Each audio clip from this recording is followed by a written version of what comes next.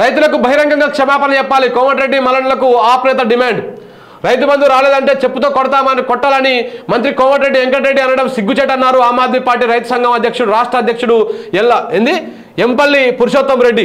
రైతు బంధు పడలేదని ప్రశ్నిస్తే చెప్పుతో కొట్టాలని అంటారా అంటూ ఆగ్రహం వ్యక్తం చేశారు.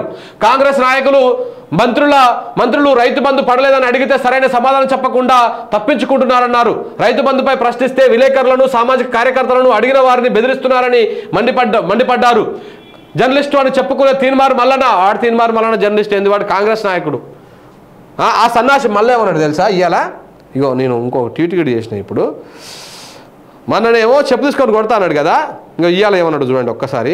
ఇది కూడా రేవంత్ రెడ్డి గారు ఏమంటారు, చెప్పు తీసుకొని కొడతా ఇంకేవడన్నా మళ్ళా మాట్లాడితే దొంగన కొడుకులా చెప్పు తీసుకొని కొడతా అని చెప్పిన మాట కట్టుబడి ఉన్నా. ఇంకేమంటున్నాడు, రైతు బంధు వేస్తలేడు అంటే చెప్పు తీసుకొని కొడతా అన్నాడు కదా వీడు.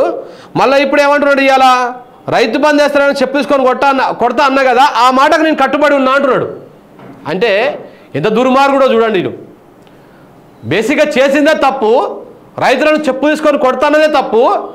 ఆ తప్పును సరి చేసుకొని లెంపలేసుకొని తెలంగాణ రైతాంగమా నేను క్షమాపణలు అడుగుతున్నా అని చెప్పేసి అడగాలి. కానీ అలా అడగకుండా నేను చెప్పు తీసుకొని కొడతానో చూసినావా, ఆ మాటకు నేను కట్టుబడి ఉన్నా అంటున్నాడు. అంటే వీనికి ఎంత అహంకారం ఉంది చూడండి.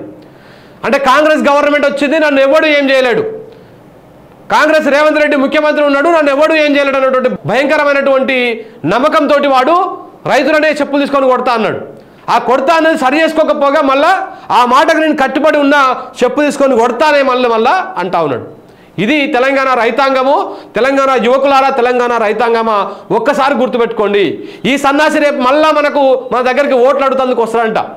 ఏది ఎమ్మెల్సీ అయితే ఎమ్మెల్సీ, గ్రాడ్యుయేట్ ఎమ్మెల్సీ, లేదనుకుంటే భువనగిరి పార్లమెంటు రావాలనే కోరుకుందాం. మనం వస్తే మనము వాడు ఊరల్లో ప్రచారం చేస్తుంటే ఎట్లా చెప్పులు తీసుకొని బుద్ధి చెప్పాలనో, ఎట్లా చెప్పు తీసుకొని కొట్టడం అంటే ఎట్లుంటుందో తెలంగాణ ప్రజలు, భువనగిరి ప్రజలు, లేకపోతే ఈ 3 జిల్లాల గ్రాడ్యుయేట్లు కూడా రెడీగా ఉన్నారు నీకు బుద్ధి చెప్తందుకు, నీకు ఆ విధమైనటువంటి ట్రీట్మెంట్ ఇస్తందుకు. 200% నువ్వు రావాలనే కోరుకుంటున్నాం మేము.